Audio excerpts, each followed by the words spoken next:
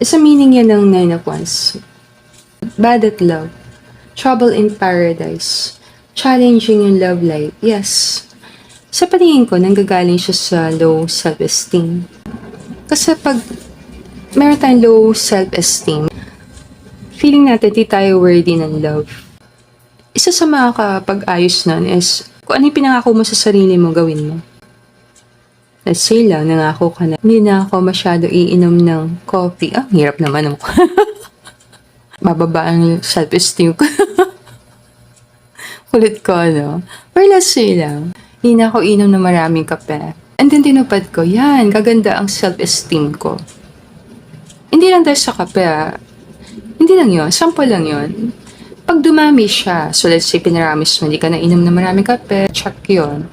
And then promise mo mag-exercise ka everyday, then ginawa mo, yes, self-esteem mo tataas. Kumpiyansa sa sarili.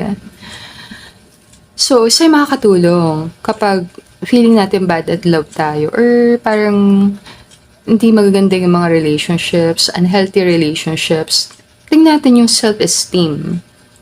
Yun ang tingnan natin. As minsan nakaaway natin, hindi ibang tao, sarili na natin Pinakita ko yung Page of Swords, sign ito ng sasabotahe mo sarili mo, parang yan.